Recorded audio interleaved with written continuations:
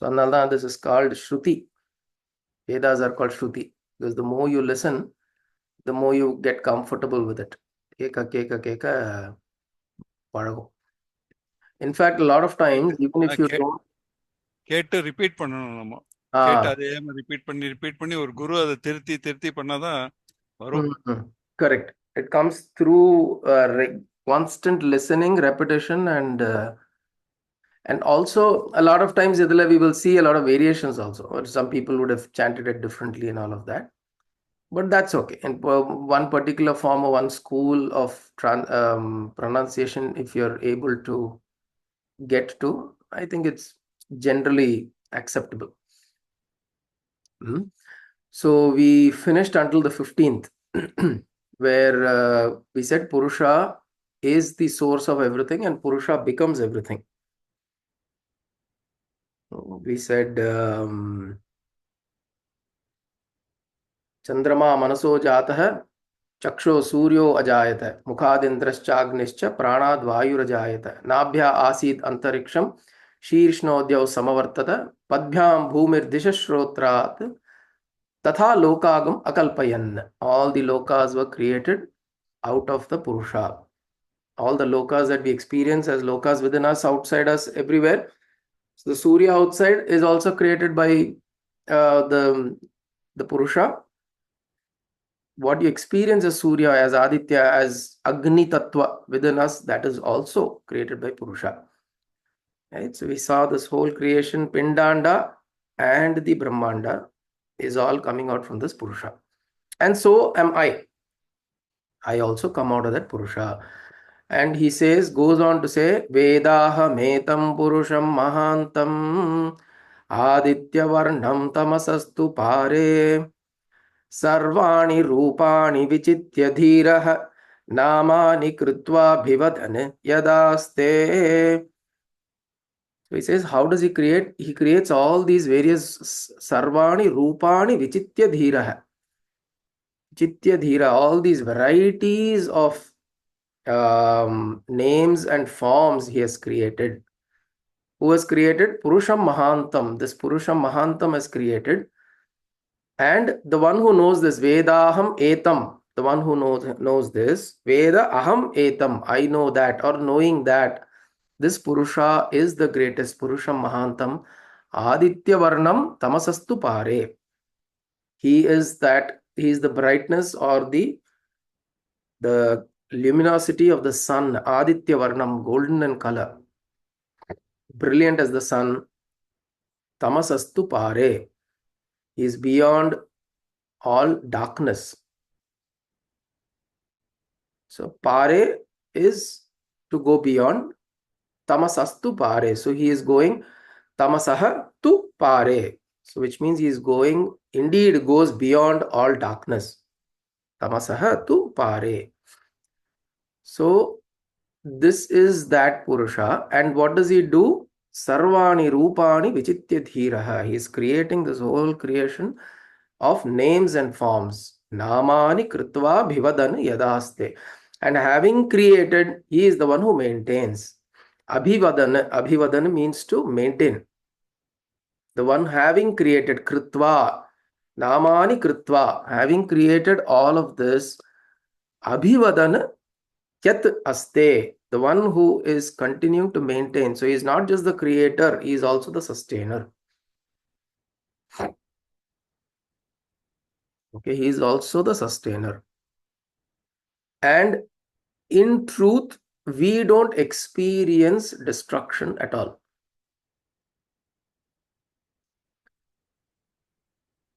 We only see things change from one form to the other.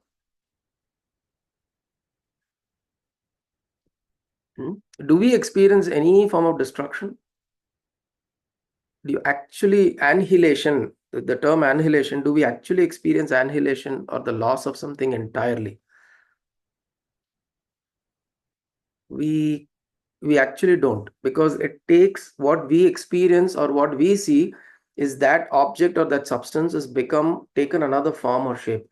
Even water you boil, it has become steam. It is taken to a different form. Because if you put a lid on top of the steam, it can become water again. There is condensation possible and it can become water again. So although visibly, if you think that probably, oh, water is annihilated and is gone, it's not. It has become steam.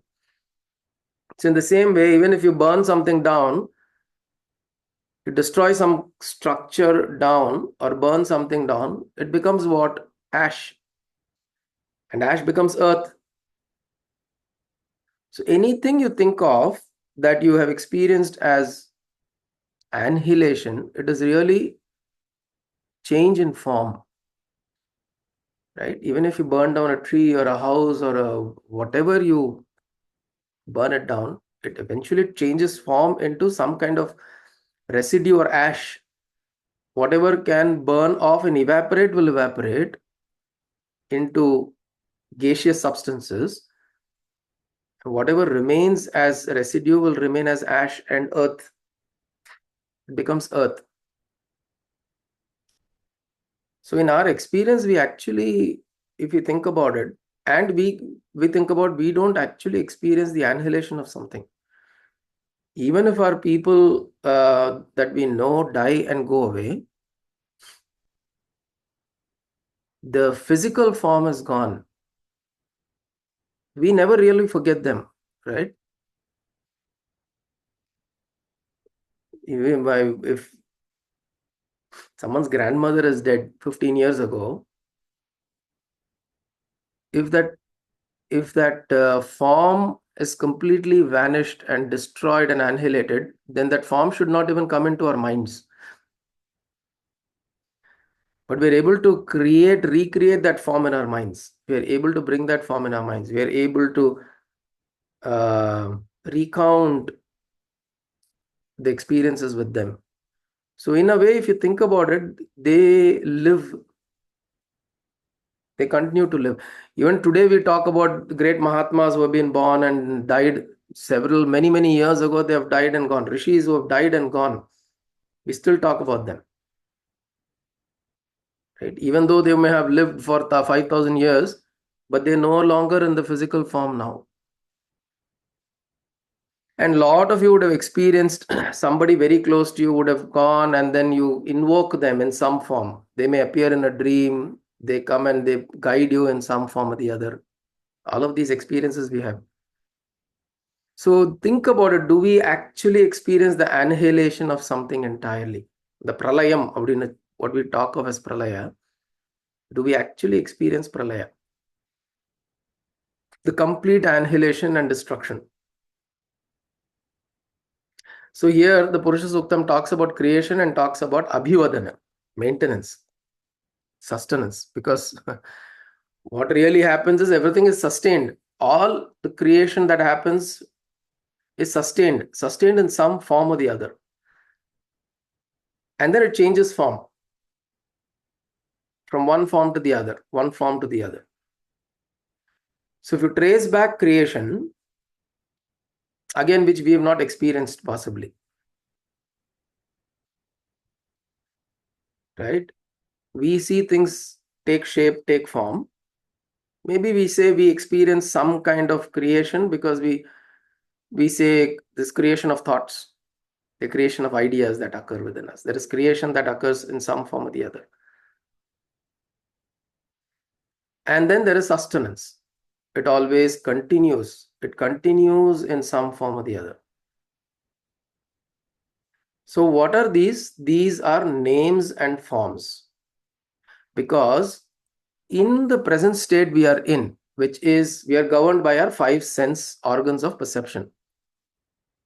Eyes, nose, skin, ears, and taste, the mouth. These are 5 organs of perception. And these 5 organs of perception gives us the access to names and forms in the world. So if you have to access the names and forms, you need these 5 senses of perception. Think about it. How else do we access the world? There is no other way we can access this world. It's either by seeing or smelling or tasting or touching or hearing. Only 5 ways. Because that we are constrained by that. Which is why if you have something else which you sense beyond these 5, you call it as the 6th sense or intuition, the mind. We call it as the 6th sense. 6th sense is essentially the intuitive sense, which is something that you sense beyond the 5 senses of perception. But to access the world of the material world, you need these 5 senses.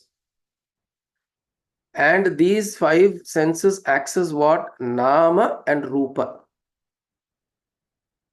Nama is name, which is certain sound that you give to an object, and Rupa is the form. So everything can be accessed through Nama and Rupa. So the unmanifest, what this verse is saying is the unmanifest, when it manifested as this world, it manifested as Namani Rupani Vichityadhiraha. As many Namani, Rupani. Namani is plural. Rupani is plural. So it's created this multitude of objects in creation, which is Nama Rupa, name and form. Nama Rupa Jagat. Jagat or this creation is always referred to as Nama Rupa Jagat, which means the creation of names and forms. So you cannot think of some substance, some object without associating a name to it. Which is why you see children are so, my sister's son, when he was 1 year old or so, we remember, Yada Tottalo, anything that he looks at, he will say, Idi another, Idi another, Idi another. He'll keep asking, tirelessly, he'll keep asking. And we will be like, Porunda. And then he will ask again and again to the same substance. The same thing he'll ask, touch it again and say, Idi another. Just 5 minutes ago, you would have told the name. But he's absorbing. He's absorbing. And he is, maybe he heard the word, but he forgot because there are so many words he's hearing. And then again, he'll go and ask, Idi another. Idi. It'll be very cute, but it'll be annoying also after a certain point. What is he trying to do? He is trying to associate the Nama and the Rupa. So he's associating the Rupa that he's saying, this form, and then he's wanting to associate Nama. Who's teaching him to do this? Of course, we also do this. We'll say, you know, we do that to the child. This bottle, this pen. We keep doing that. They are teaching me. We are teaching many ways, yes. They are teaching me. They are correct. So this is the way they learn. So even if we don't teach, obviously the child will come and keep asking, right? So it's a symbiotic exchange that's happening. We also keep telling the child, what is this, what is this? The child also keeps asking. But I'm saying the child wanting to know this, it is coming intuitively to the child that I need to know the name of this object, because it wants to recognize every object and wants to understand the various objects that are there in the world. And it realizes that there is a sound associated with every form. See, it's a very profound understanding. There is sound associated with every form. And every form that we see has an innate sound. So, which means it vibrates at a certain frequency, every form. And if we say that vibration is the sound. So the sound is the basis of form. The sound is basis of form. Because the first thing that came out is Nama, and then came Rupa, Shabda Sparsha Rupa Rasagandha. The Tanmatras, when they came out in creation, Shabda came out first. Namani Rupani Vichitya Dhiraha. So Nama comes first, then Rupa comes next. But in our experience, we see Rupa because our eyes are the most prominent. So we see Rupa and then we want to associate a Nama. This is how, in a transactional world, this is how it occurs. But in the essential form, in the most fundamental form, in the most existential form, it is the other way. There is a Shabda, there is a Nama, which is the basis of that Rupa. From that Nama comes that, or Nama, when I say Nama, look at it as sound or Shabda. And from that Shabda comes the form. And what is Shabda? Shabda is nothing but movement, vibration. So from this vibration comes the form. And that vibration is existing in the form. Which is why there is a way to access every object through sound. If we know the frequency at which a particular object vibrates, if you understand that, then we can access the nature of that object through that sound. And this whole science of mantras, the chanting that we do and the mantras, and be it Vedic or shlokas or whatever, this follows this principle that this whole creation has come from sound, from Nama, and through the various sounds we are trying to access the world. So when you resonate within yourself, you resonate with certain sounds, and as human beings we have the capability to make sounds the way we want to. Animals cannot make sounds the way they want to. Animals make sounds based on what they are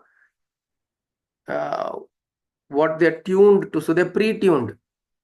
That software is pre-configured. So they can only make certain set of sounds. But we can make different sounds. We can train ourselves to make different sounds. So what are we doing? By making those sounds, we are accessing those vibrations, and through those vibrations, we are accessing the world of that vibration. So when we are talking about this objective world, there are vibrations through which we access them, which is why in those we read about these things in the Puranic stories, and which are not fantastic. These are not stories that are fantastic or unimaginable. These can be imagined, which is people would invoke rains, people would invoke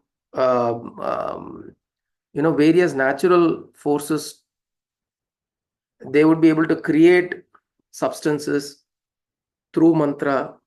They would make things happen in the Panchabhuta Lok. In this world, they will make things happen. How? The rishis and such masters had this ability because they knew what is the frequency in which those substances vibrate. So you can invoke them.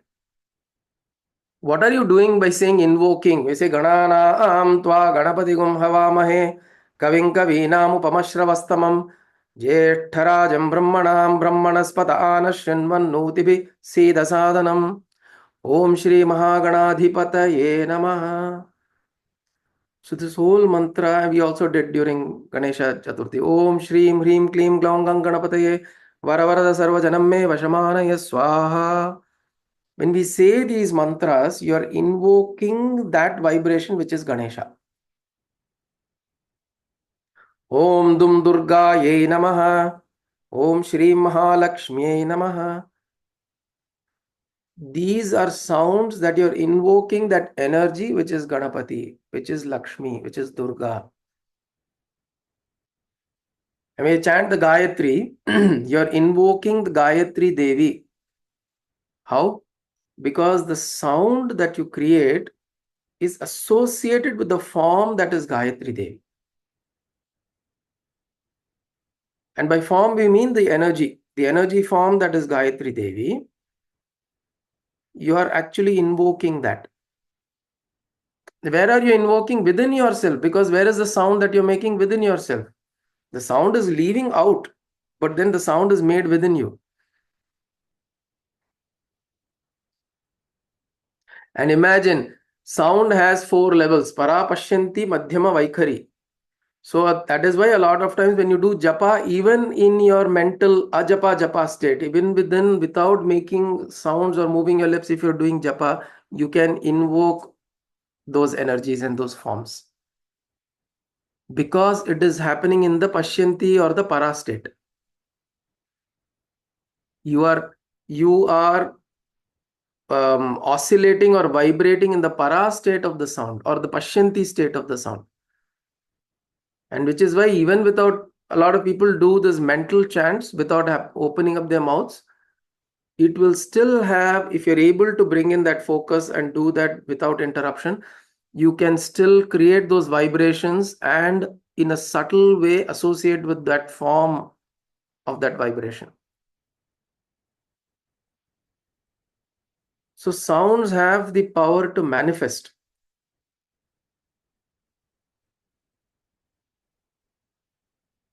A lot of people have done such experiments. They play the Om sound, Omkara, and they see formations, very, very symmetric formations are created. They will put a speaker or a subwoofer and they'll place very, very fine particles of sand or some fine particles of some substance and they'll play Om.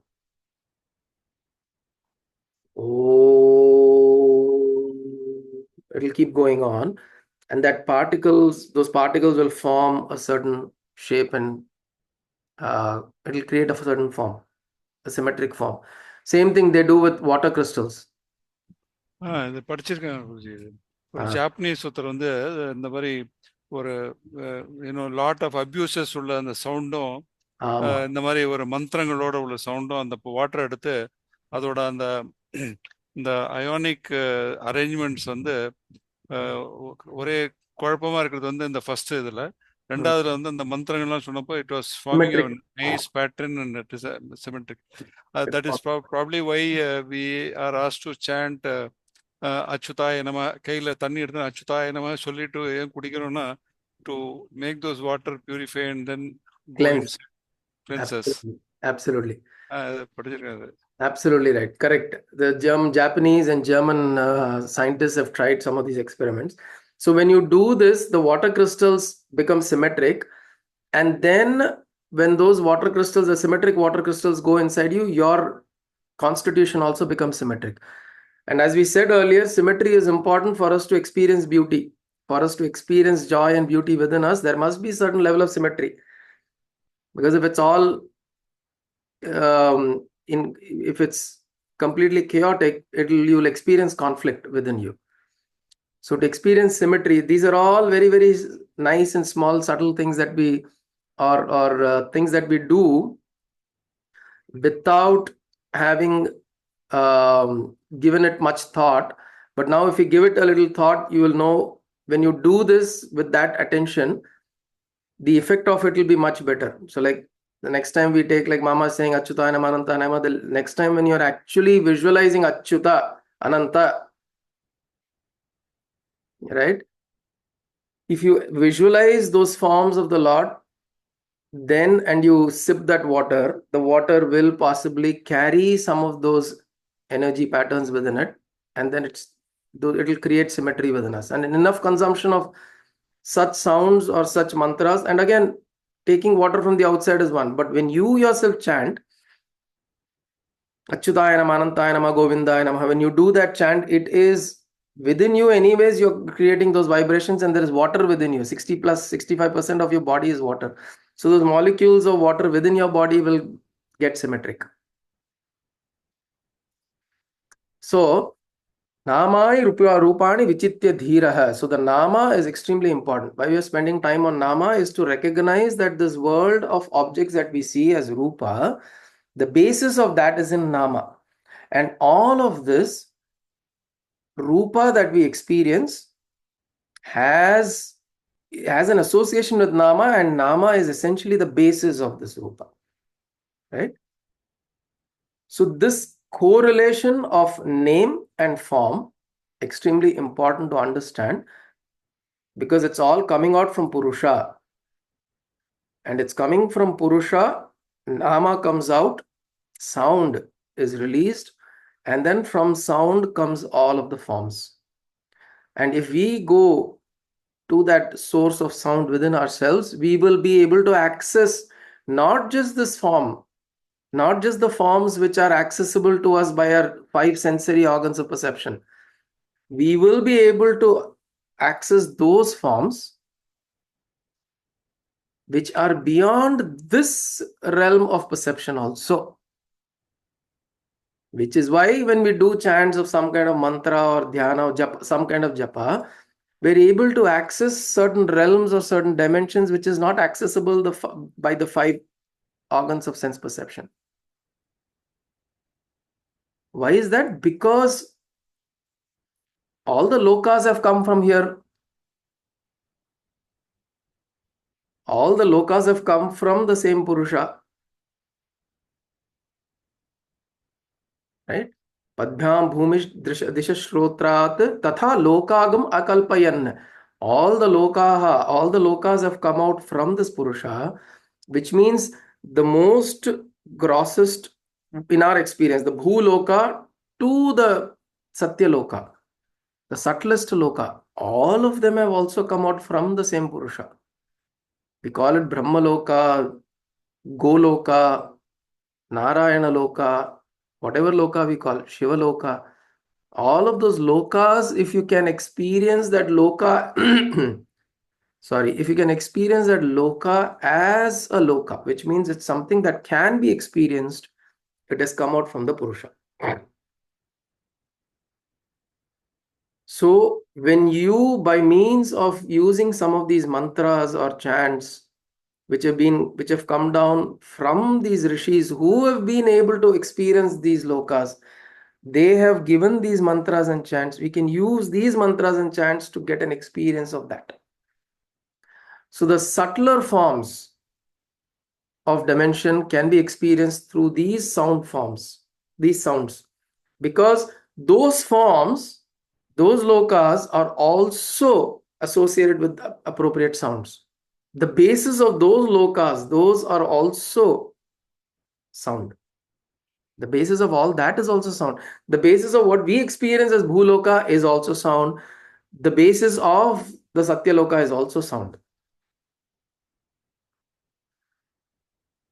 So, which is why being here, we can experience all dimensions that are possible.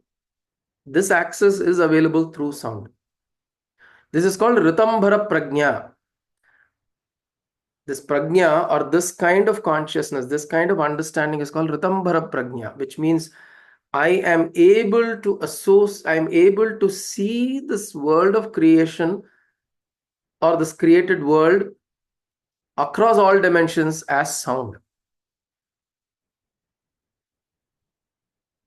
So this experience of sound, which is why it is important to be able to constantly keep chanting and experiencing sound within, so that what you perceive becomes in the vibration with which you perceive that is in resonance with the sound that you are producing. People will be able to, like, for example, you may have the same eyes as others, but you may be able to see things. By things, I'm not saying you may be able to see, I'm not talking about paranormal and spirits, ghosts and all that. I'm saying you may be able to cut through this kind of the temporariness that is being seen, and you'll be able to see the reality behind creation if we have certain, like Om Namah Shivaya, Om Namo Narayanaya, Trayambakam yajamahe, Mama was saying, Trayambakam yajamahe, Sugandhim pushtivardhanam. Some of these, or Gayatri mantra, or whatever these sounds that we keep listening to, it keeps reverberating within us without our knowledge, or even Shri Ram, Jai Ram, Jai Jai Ram. These sounds keep reverberating within us constantly.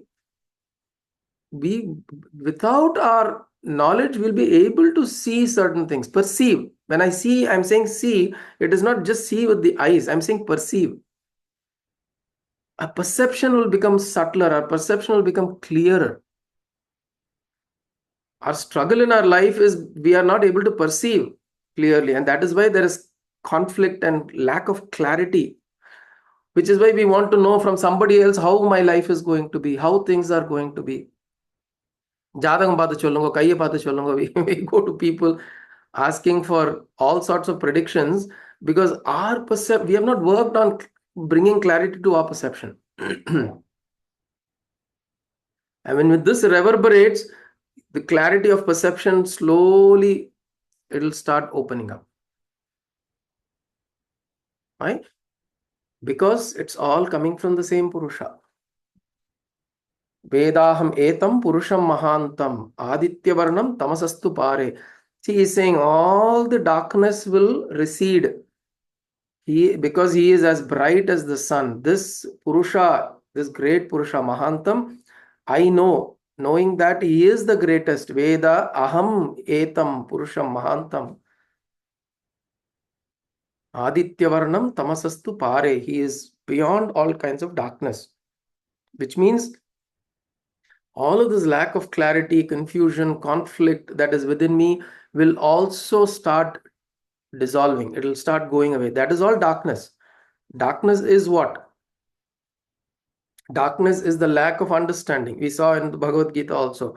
Jnana deepena bhaswata. Right? So the light is light of jnana, of knowledge. That light of knowledge will drive away, which is what? Which is like as brilliant as the sun. Aditya varnam tamasastu pare. Sarvani rupani vichitya dhiraha. And then namani kritva abhivadana yadaste. So he not only creates this namani rupani, he also sustains abhivadan. He also maintains all of that.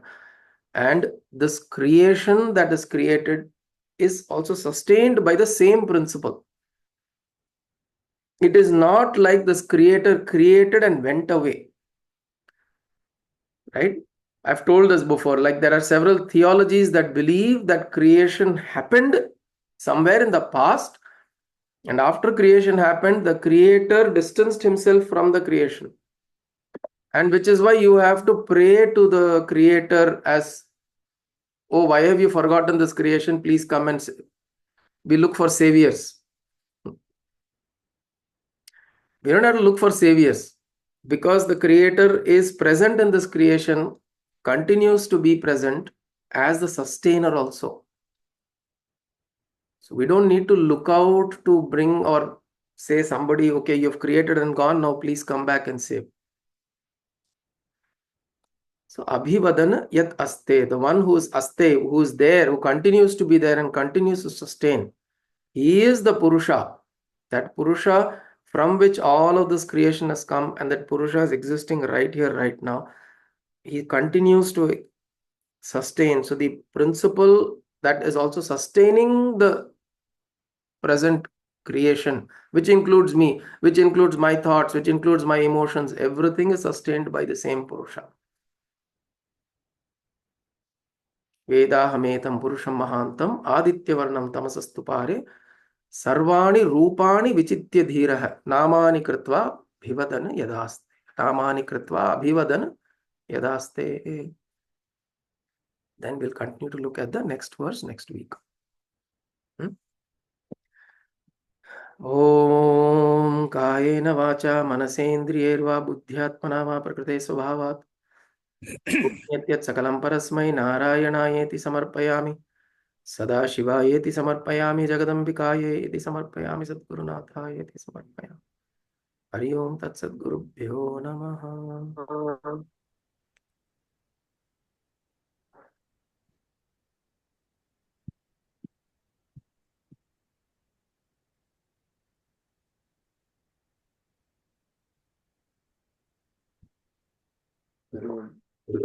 Gurudev.